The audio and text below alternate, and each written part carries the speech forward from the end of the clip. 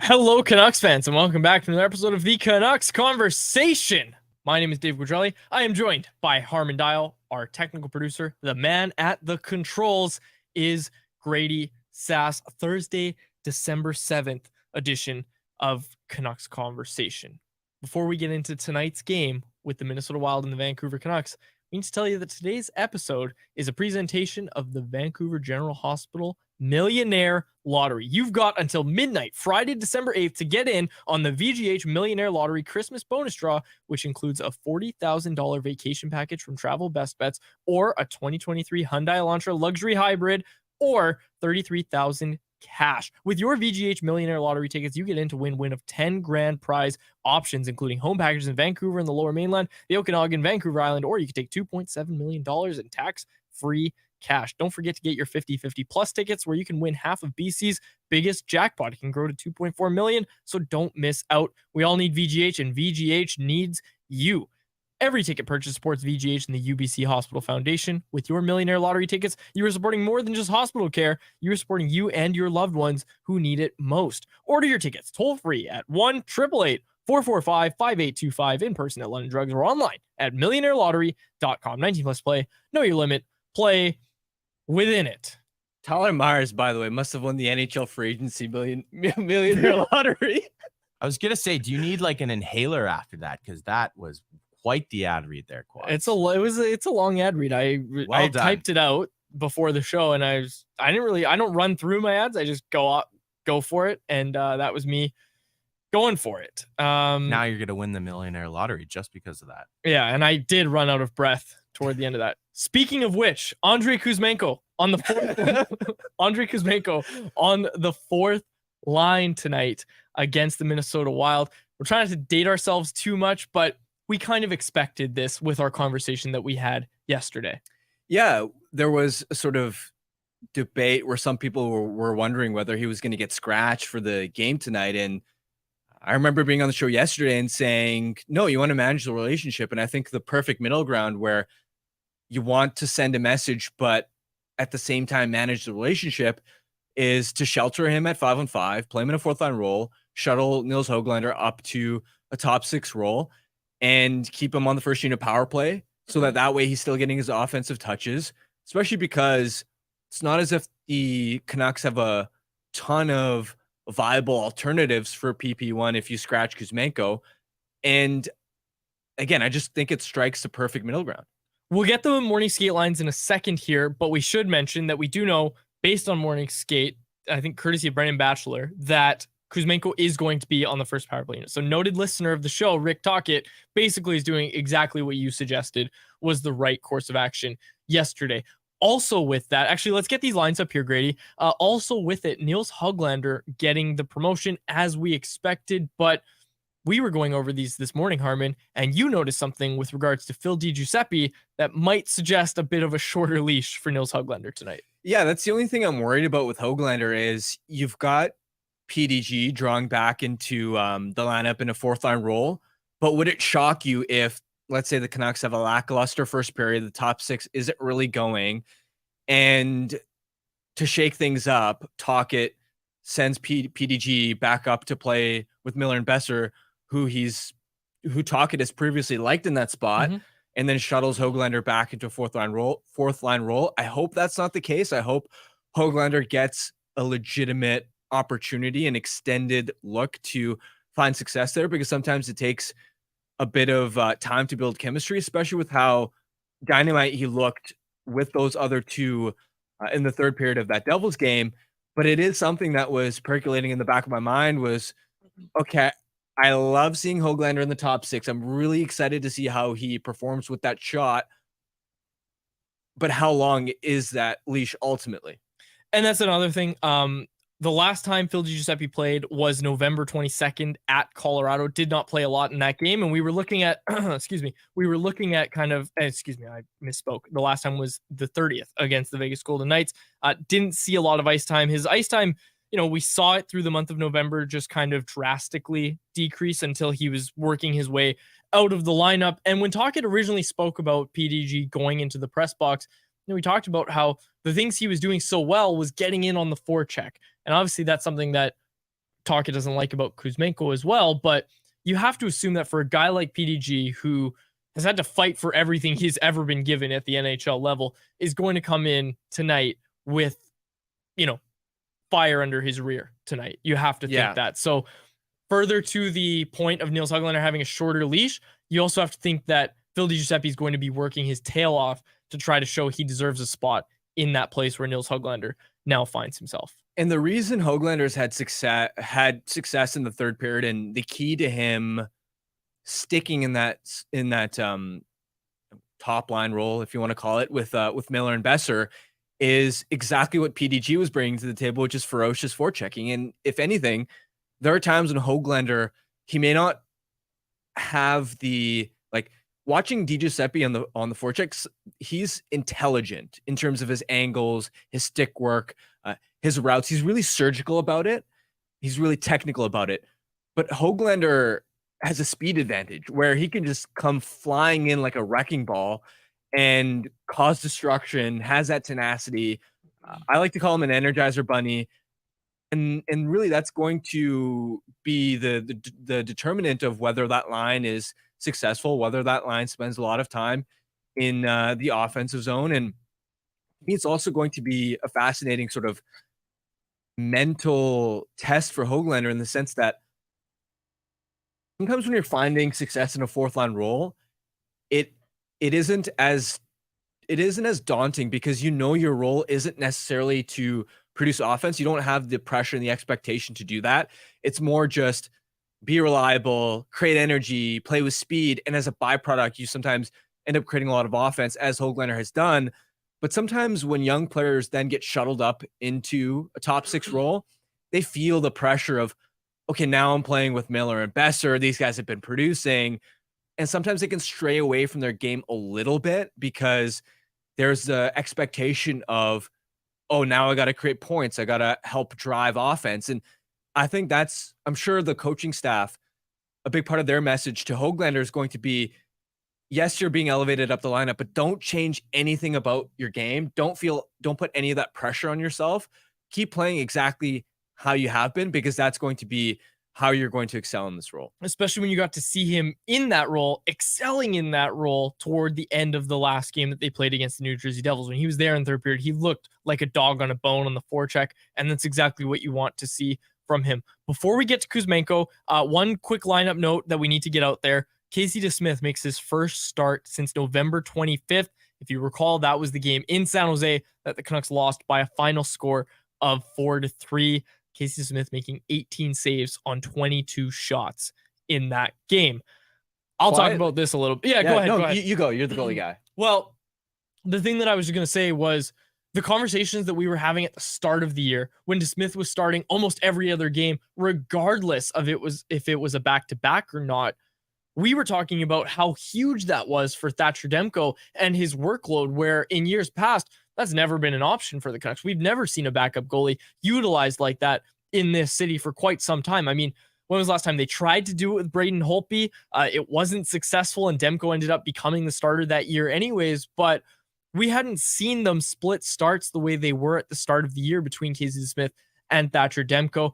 That kind of went away in the month of November. DeSmith makes 4 starts in November, kind of on that same schedule where he's starting, he started the game in Ottawa, started the game in Montreal, started the game in Calgary. Those were all within the span of a week. He started 3 games within a week. And now, obviously, the Canucks had a bit of a condensed schedule as well. But if you're only looking at the back-to-backs, he didn't need to start all those games. That was the time when they had the 3 games in 4 nights. And we were talking about it, how they went to Demko against Toronto on the second leg of the back-to-back, but they went for DeSmith. They went with DeSmith in the game before that and the game directly after that, where in years past, that those would have been Thatcher Demko starts. Obviously, the Canucks lose the game in Calgary, and then they lose DeSmith's next start in San Jose. Have not seen him since. Conversation you and I had yesterday was, when is he going to get back in the crease? Turns out today is that day. And quietly, I'm not that it's a particularly important start, but I do think it matters in how much confidence the coaching staff will have utilizing him and lessening Demko's workload, because I'm looking at the Canucks' schedule. They don't have another back-to-back through December. And even in January, just won during the second week where they play the Rangers and then play the Islanders. It's also a pretty home-heavy schedule through the next 6 weeks or so. Because of that, it is a bit of a tipping point for DeSmith in terms of his playing time, in the sense that if he authors a strong start, it's going to give the coaching staff confidence to roll him back again, even if Demko doesn't necessarily need a night off. Whereas if he struggles, and bigger picture, you're looking at a Canucks team that hasn't been playing their best hockey and essentially have been playing 500 for quite a while now.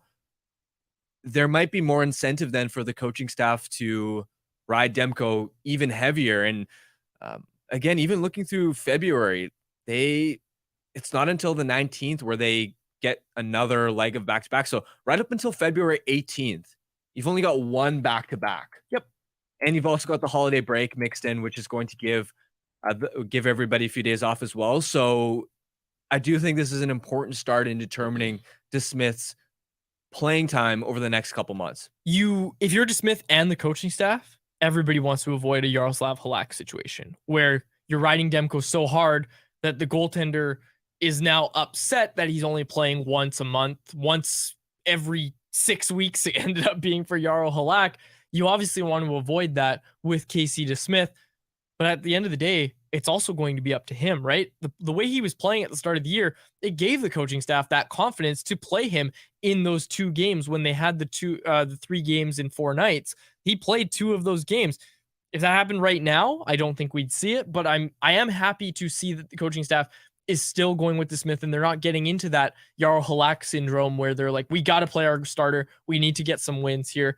The team in front of in front of DeSmith and Demko simply needs to play better. They need to defend better than they have been. And I'm really interested to see, one, how DeSmith performs tonight, but even further, how the guys in front of him play as well. Because if we look back at my model, the high danger chance model, there was a lot against Thatcher Demko in that game against New Jersey. Like, I mean, you don't need me to tell you. Tocchet was speaking about it a lot post-game about how many rush chances they were giving up. I counted 7 high danger chances in the first period. That's way too many. Like, there's a lot of nights, and I'd be curious about LA specifically, the LA Kings who defend so well.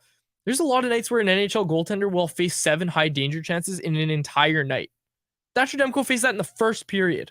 Like, that's bananas that happened. And it bucks the trend of how this Canucks team has defended for most of the season, where they have usually been pretty sturdy. And it feels like over the last 2-3 weeks, there have been seams starting to show, and that they're allowing more cross-ice passes, more backdoor plays, where the goaltenders don't have nearly as much time to get set. It doesn't allow Demko and DeSmith to play half the net, as Tocchet likes to say. So you're right. It's not just DeSmith's performance. It's also, how does the blue line and the forwards in front of them protect the slot, protect those cross-seam passes? Okay, right before we get to Andrei Kuzmenko, let's hit our Light the Lamp contest. Let's get to it. I want to hear who you pick for the first goal tonight. So it's time for Light the Lamp, presentation of our friends over at 4 Winds Brewing. Vancouver is playing Minnesota tonight, and we want to know who's going to score the first goal for Vancouver. If you nail it, you could win a $25 gift card to the 4 Winds Tap Room, located at 72nd and River Road in Delta. Enter by following us on social media. Keep an eye out for today's show clip and comment who you think will light the lamp and score the first goal tonight. Winners will be contacted directly. Check us out at Canucks Army or at Canucks Convo on Twitter, at CanucksArmy.com on Instagram, and Canucks Army on Facebook. And make sure you ask about 4 Winds Light Lager at your local liquor store, or have some delivered to your front door through the online shop at 4windsbrewing.ca. First goal tonight, Quinn Hughes. I'm going Brock Besser, Minnesota Wild in town, his hometown team. Yeah, he's going to be amped up for this game. League leader in goals, Brock Besser. It's December. It's almost the middle of December, and Brock Besser leading the NHL in goals. Just another prediction of mine that looks like it's going to come to Matt fruition. Murray is having PTSD right now. What happened to Matt Murray? Where is he right now? He's hurt. But is he still on LTIR? Or is yes, yes, he's okay. on LTIR. He's on Robida Island. Yes. Along with Klingberg. Klingberg, yeah. Jake Wow. Muzzin. How about all that cap space, huh? Can we move Tyler Myers to Robida Island? Anyways, I'm picking Quinn Hughes to score his 10th goal of the season tonight, getting into double digits. That's my pick for to light the lamp. You know who I'm going with? Tell me. Andrei Kuzmenko. Okay. So we'll get to it in our Betway bet of the day, but I was looking at Betway, trying to, go around and see what I can find. I'm like, okay, maybe he's on the fourth line. Maybe his odds will have plummeted. Still not high? great value. Still not terrific value, I think. I would have expected more, but he's still getting first power play unit time. So maybe Kuzmenko. Maybe it is Kuzmenko. Harmon, give us yours. Tap in from the side. I already said Brock, didn't I? Oh, that's right. Yeah, Brock. Sorry. Come on, listen, man. Look. I'm gonna have to ship you to Robert. Yeah. All right. Okay. Andrei Kuzmenko, fourth line tonight. We've talked about it a bit. I found it interesting. Rick Tocchet post game against New Jersey didn't want to talk about Andrei Kuzmenko. Said he was tired of answering questions about him and that he's got a forecheck. How about we start with that? He expanded on that a little bit more after today's morning skate. And we've got the clip here, Grady. I won't say what we titled it, but this is Rick Tocchet talking about Andrei Kuzmenko. Does Kuzi need to look at how he's had success, or can he look at a guy like Höglander and see how he's found his way the way you need to play? Well, I think both.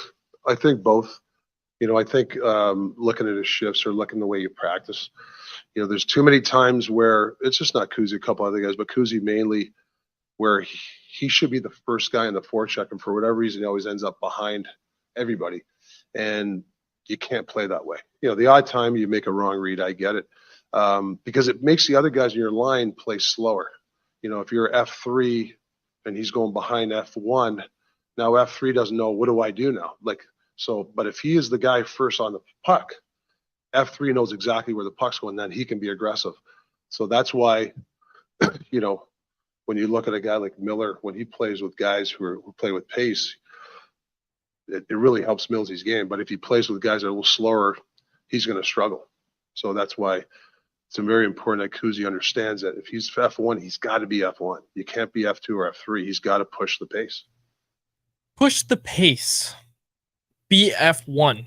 Seems like pretty simple stuff, but it's the main thing I think you notice when you watch Andrei Kuzmenko play right now is just that, especially in comparison to some lines who are forechecking so hard, like the Bluger line, even the Swedish House Mafia line that we've seen recently. Every line on the Canucks is getting in on the forecheck, and they're getting in on it pretty hard, and you just haven't seen that from Kuzmenko. And I think I really like that Tocchet pointed out the F1 thing, because he just hasn't been, like, it's almost like he'll make a play and then he'll almost, and I don't want to accuse anybody of anything, but it's almost like he's pretending like he got tied up, or he's pretending like, oh, this is, here's my excuse for not being the first guy in. And I think Tocchet's seeing that, because I noticed in a few games where I'm like, okay, he gets into a minor board battle, chips the puck in, and then he's met with, or the puck is chipped in, but Kuzmenko's also met with a little bit of pressure, and he's slow getting in. And it's just like, you've got to move your feet in that situation. Because not only that, like, you got to move your feet because you want to be the first one in. But if you move your feet, we've seen it with guys like Elias Pettersson. We've seen it with guys like Nils Höglander. If you're the first guy in and you're quick and you're beating your check, there's a chance they might just trip you. Like, there's a chance they might just haul you down and you might draw a penalty. So there's nothing to lose by moving your feet, and potentially everything to gain by getting in on the forecheck. And I really like that Tocchet highlighted that. And let's not forget that this is the thing that he kind of laid out as the baseline of what he needs to do is, let's forecheck. Let's start with that. This isn't all Kuzmenko needs to do to improve, but it's a start, and we need to see it starting tonight. Well, forecheck has to be executed as a unit. You can have the best forechecker in the world, but if his line mates aren't up to speed, if they aren't up to par, it's not going to make a difference. The other team is still going to be able to break the puck out, especially when you have the Canucks and the way they want to play, with how aggressively they want to pursue pucks, even having the defenseman pinch up. Sometimes everybody has to work in unison, because if the F1 or the F2 is slow, as Tocchet has mentioned about Kuzmenko, then it just creates a problem where if F2 and F3 are then too aggressive, then you open up the risk of having breakdowns somewhere on the ice. And you even see it with the other way, the reverse, where when you are successful as an F1, it isn't just you're immediately going to strip the defender of the puck. It's more that you're forcing the defenseman to make a play under pressure And oftentimes that means sending it up the wall on the weak side where you have some of your teammates there ready to win the battle. It's not that you have to win the battle yourself. Sometimes it's as simple as I've got to force the defenseman to make a rushed play to move it to the strong side where we have other bodies and other support ready to win pucks. And I'll also say this, part of it is also, I wonder if Kuzmenko will ever have the combination of straight line foot speed and competitiveness to be a successful forechecker. Simply because we know that he's an elusive skater. He's agile. He's got good edge work. We see the escapability when he's at his best.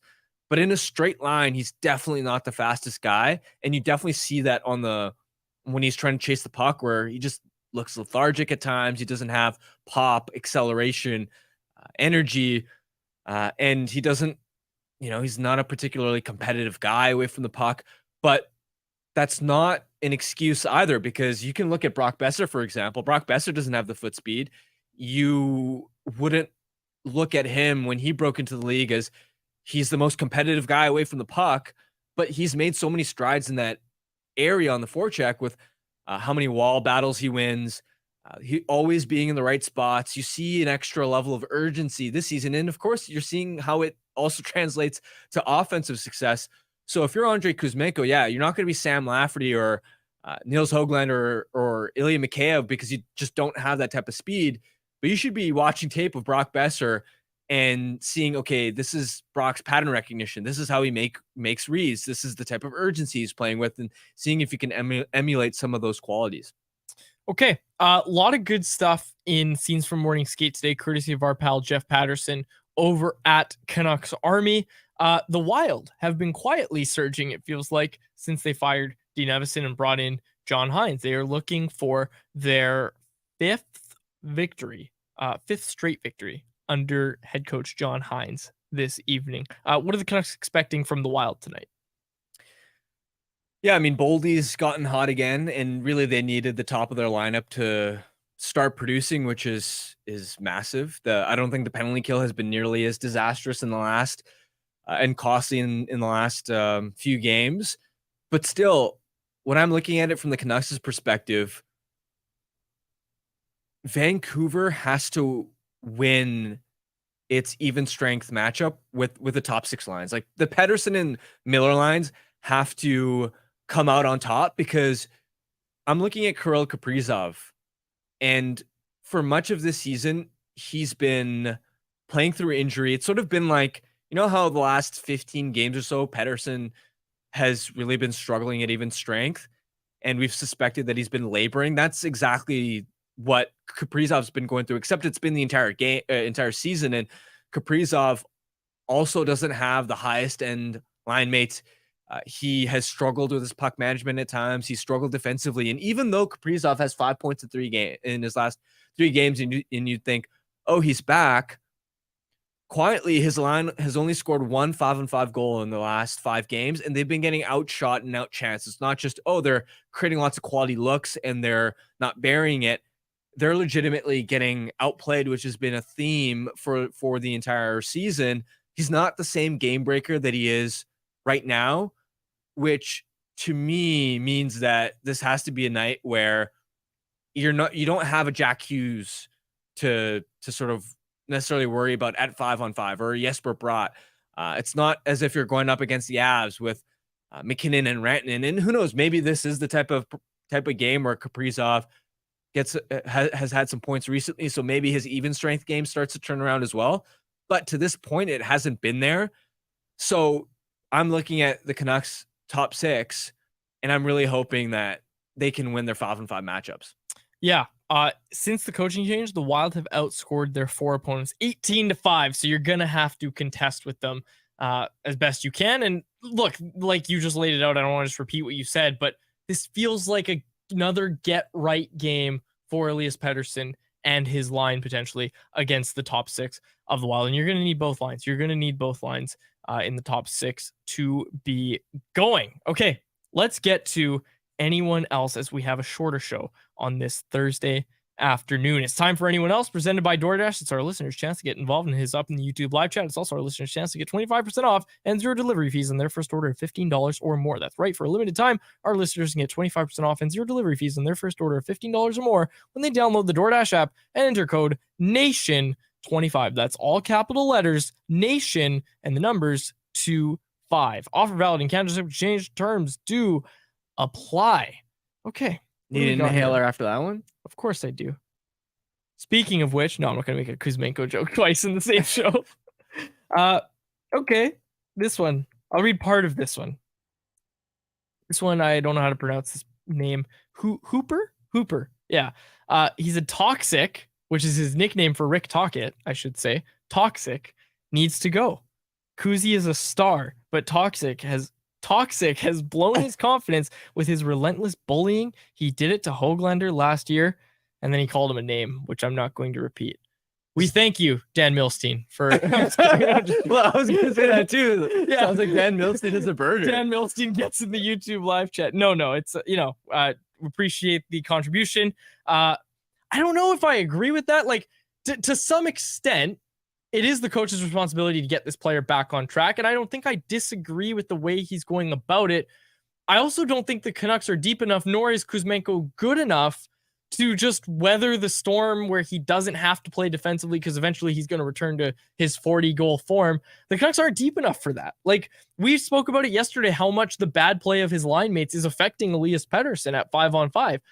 The Canucks they can't have time for players like this where you're not going to be able to get the commitment from them at the 200-foot game. Like, you need it basically everybody to be a two-way player on this team, and that's just how the modern game is. That's what you need. It's like Alex Ovechkin's like the prime example of the guy who doesn't need to back check because he scores 40 goals every year, but Andrei Kuzmenko isn't Alex Ovechkin.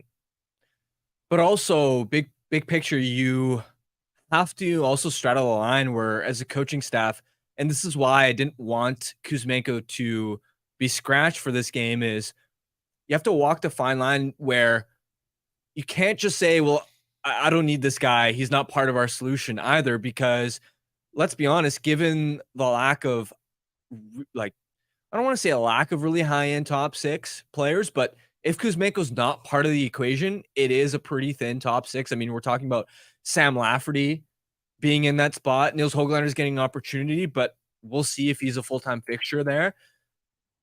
For the Canucks to be successful, for them to reach the next level within the next year or two, when you're committing $5 million in cap space to him, he needs to be a part of the solution. He needs to figure things out and eventually get back to the point where he can be the type of producer that can stick in the top six role and be a difference maker, because if not, like, the last thing you want is a scenario where this just sort of gets out of hand and becomes a scenario where the relationship is beyond repair between the coach and the player, and all of a sudden you're wondering, can we trade this contract?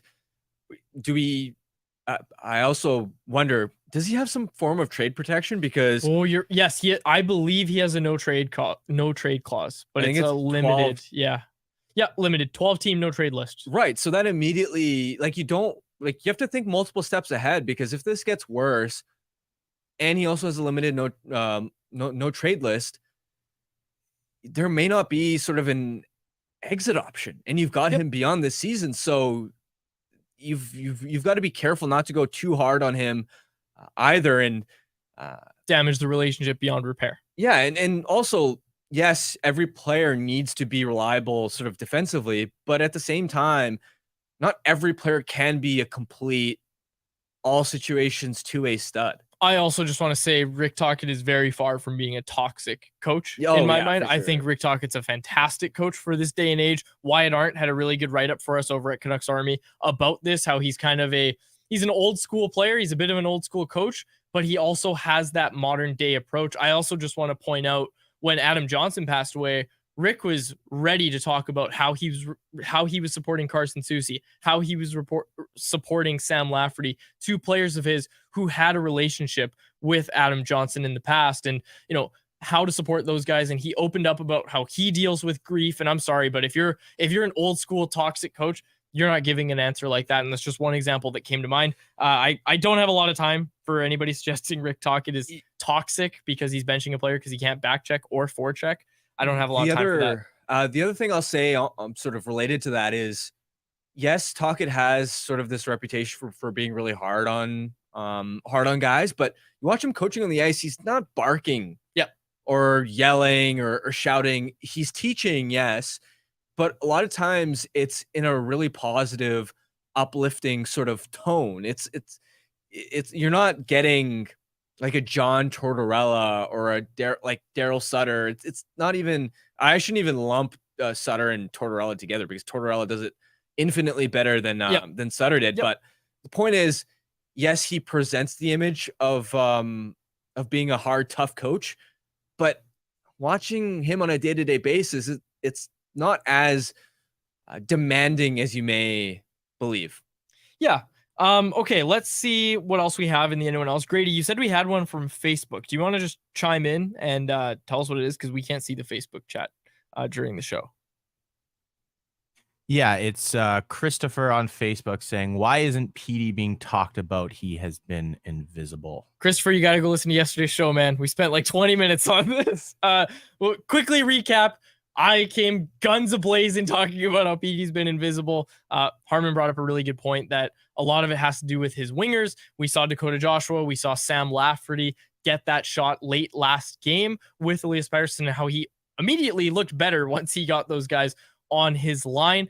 Ilya Mikheyev, we didn't even bring it up, back on that line tonight. I wonder, we talked about the short leash for Höglander. Wonder if there's a bit of a shorter leash for Ilya Mikheyev as well, where Dakota Joshua jumps up and plays on that first line. Because I actually liked the limited sample size we saw. I liked what we saw from Dakota Joshua, Elias Pettersson, and Sam Lafferty, but I understand wanting to get Mikheyev back in there because obviously his mistakes and errors are not nearly as egregious as Kuzmenko's. So you like to see Mikheyev get that shot again. I just wonder about the leash and if we'll see Dakota Joshua put back on that line.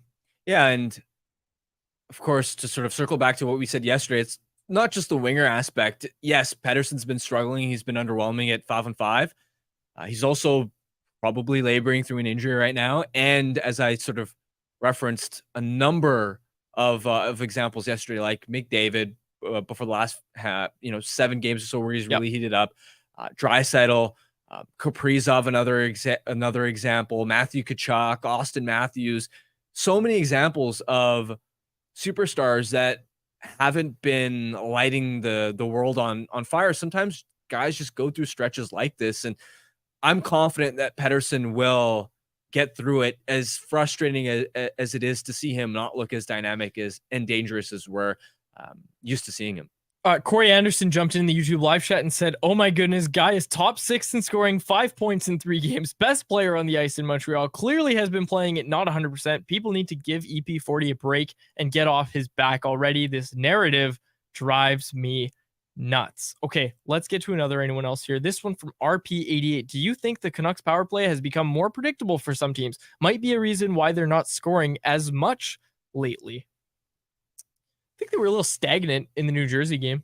Like, I thought they moved the puck well, but there was less rotation than there normally is. And JT Miller didn't specifically say that. He said he didn't want to get into the tactics of it all, but JT Miller was very upset with the Canucks power play, which I didn't think was that bad. But JT Miller was talking like that was the worst power play he's ever seen. They went 1 for 4 on the night against New Jersey, but during his post-game media avail, Miller came in guns blazing. He was not happy with the power play, and he took a lot of that onus on himself, being one of the guys on that first unit, and said this is a game where the power play could have won it for us, and he was very upset that they did not. Yeah, it definitely hasn't looked as threatening or as dangerous, but also before the New Jersey game, I was looking at a sample of, I don't know, somewhere between the last 13 to 15 games, and the power play had slipped, but it was still 11th in the NHL in that time. So still clipping at an above average rate. Yes, you wanted to get back to the elite level. It has been, but this is part of the ebbs and flows. It doesn't matter how strong your power play is, it's not always going to operate at an elite clip. I mean, look at the Oilers. Last couple seasons, they've had the best power play in NHL history, and through the first 15 games or so, it was pedestrian. the Oilers power play with McDavid, with Draisaitl, with Nugent Hopkins, with Bouchard, just endless amount of weapons, and their power play was sort of struggling too. And that's the power play that all the other teams in the NHL look up to as the gold standard. That's the one that Rick Tocchet consistently references as that's the bar that everybody's trying to get through. So yes, the power play has slipped recently and you want it to get better, but I'm not worried about it yet. Not nearly as much as we are about the penalty kill, which we've talked about a lot on recent shows. Okay, before we close out, anyone else? Couple here from Nar. The first one, I'll answer. If you stacked Connor Garland on top of Nils Höglander and fit them under one jersey, would it create a bigger, better offensive player? Okay, I first of all don't know if he did this on purpose, but he pointed out that Garland is on top of Nils Höglander, which is absolutely the correct combination. The power in Nils Höglander's legs, not only could he support Connor Garland's body weight and still skate and win puck battles, that's the first part that I like about this question is, yes, you have the combination correct. It would create a bigger player. Better offensively, I don't know. I feel like you'd lose some speed, right? Like Definitely. you would lose some speed. You would lose the edge work. Would the you? elusiveness in the corners, and Yeah, you'd have Garland tight like turns. twisting his hips on top of Höglander trying to get spinoramas done, and it's not going to be happening nearly as much. The other thing is Connor Garland's stick is too short as it is, and if he's up there, holy cow, there's no way that's an effective player. So I'm going to say that yes, you'd get a bigger player, obviously, and you have the combination correct. You're on the right track, Nar, but I don't know about better offensively. Might have more finishing than Connor Garland, but it's still Connor Garland up top, so who knows? but also, like, if Höglander is on the bottom, then he's determining like where they're skating and what direction That's they're true. like spinning and turning, and so he's making a lot of reads. Which I like. Garland's a much smarter player than Höglander is. Like, Höglander has so many physical tools. I think the biggest area that he sometimes needs to improve on, which the coaching staff has referenced, is the hockey sense. So there needs to be a way for Garland to control their like that. I don't even know what to call them as a single entity, but he needs to be the one in charge of the decisions with and without the puck. Högland. Don't do that again.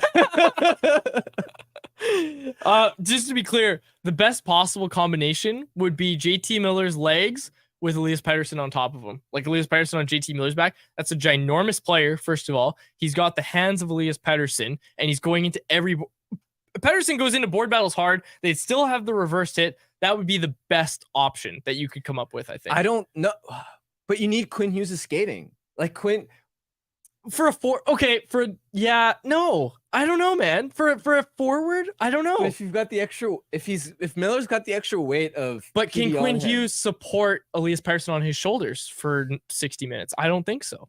I'd bet JT Miller can. That's a good point. You'd have to tell PD to cut weight. That'd be the opposite message. PD, you got to start cutting weight. You got to start losing weight.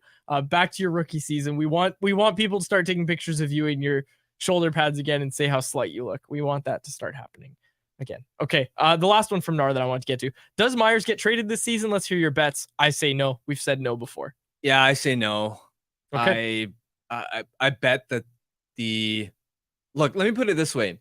If the coaching staff was confident enough to somehow use Myers in a shutdown role against the Jack Hughes line against New Jersey the other night, like that speaks volumes about how much they like him. Even though they shouldn't have used him. And liked his game of late. One of our best players is the quote from Rick Tocchet. One of our better players. We've heard it all from Rick Tocchet. And so, recently. like, do you think we're really going to reach a point where, look, Myers is never going to fetch you a return? It's going to be about the cap space. But I bet that the Canucks look at Myers and go, well, we definitely don't love the contract, but at the same time, we're short on right shot defensemen. Even if you bring Ethan Bear into the mix, I bet they still like his size, and you'd want the right side depth in case of a playoff run. I'm not expecting the Canucks to move Myers. Okay, we'll close out this one from Karan, who asked, what do the Canucks have to do to sign Ethan Bear? Do they need to make a trade to free up cap? If you have not seen it already, we recapped it over at Canucks Army this morning. Sportsnet Elliot Friedman had a report with his 32 Thoughts column late last night on Wednesday evening, noting that the Canucks would like to keep Ethan Bear, but that he has other suitors from around the NHL, highlighting the Toronto Maple Leafs because, of course, he did. He said, there is word tonight that interested teams will now be allowed to watch Ethan Bear skate. He's based in Kelowna, BC, and a few are going to take him up on the offer. Vancouver would like to keep him. He's interested in a return, but the Canucks are cap tight, and there are others who can try to outbid. It's not just the money, though. Part of it is also the opportunity, right? Where now the Canucks have Zadorov, meaning when Soucy's healthy, you've got 4 lefties. Presumably one of those players like an Ian Cole will move to the right side. And then all of a sudden, you've got, let's say, Hronek on the right side. You've got Cole on the right side. And then you've got Myers and Bear. There's competition there, right? And it's easy for people to say, oh, just scratch Tyler Myers. They're not just going to keep Tyler Myers in the press box every night. Yep. So there's legit competition now on the Canucks blue line to earn regular everyday minutes. Whereas if you look at a team like Toronto, where they've lost Klingberg, Liljegren is still out, that right side looks really, really thin. They've got Lagesson, Benoit, and Connor Timmins in their top 6 right now on the blue line. If you're looking at it from an opportunity standpoint and what's the best way for me to make an impact, be an everyday player, set myself up for a better payday on my next contract on July 1st, the type of opportunity you'd get in Toronto, especially when you play in a market like that, the attention's going to be on you. So if you play well, it's going to garner headlines. Like, you can understand why that would be an attractive opportunity. Even though, of course, there are other pros Vancouver can offer in terms of the familiarity, the proven fit, close. He's already in BC. There's a comfort level there that Vancouver can offer that Toronto can't. Playing with Quinn Hughes as well. You can sell that to him as best you can, of course, because you just outlined that there is quite a bit of competition right now. Grady's got something for us. Well, just on Bear, I would think he would be a solid addition, especially over the depth of Juleson and Friedman, but he's not the type of player that you want to get into a bidding war over. The injury that he suffered was pretty serious, and I think it's going to take a while for him to get back up, at least to the level. And there is even no guarantees he gets back up to that level that he showed with Hughes, and whether he plays with him or not. I would just worry and be hesitant because there's limited cap space already for this team to go with. And if you're going to spend it, maybe you look at something, aim a little higher. But having said that, if the money is right, around $1 million or so, and he wants to come back, I'm all for that. I just don't think he's the type of guy you want to get into a bidding war over. We'll see. Seems like things are progressing, and we will get closer and closer to a decision from Ethan Bear. Okay, let's close it out with Betway. Our Betway bet of the day, brought to you by our friends at, you guessed it, Betway. Quinn Hughes to score a goal tonight is the bet at plus 300 odds. A $10 bet returns you $40 over at Betway. Must be 19 plus play. If you choose to play, please play responsibly. I'm going with this one because I just want to be even closer to winning my bet with Chris Faber. Dinner at, we decided it's going to be Eliza Steakhouse. Ooh. That's right. And 2 Coke and Rums for me. Rum and Cokes. I know they're called Rum and Cokes, folks. It's a joke. It's a running joke on this show. But we'll close it out there for now. For my co-host, Harman Dial, and our technical producer, Grady Sass, my name is Dave Gugelli. Thank you so much for listening to another episode of the Canucks Conversation. Canucks Conversation with Harman and Quads every weekday at 2 p.m. Be sure to check it out on the Canucks Army YouTube channel. And if you missed it, go check it out on your favorite podcast catcher app.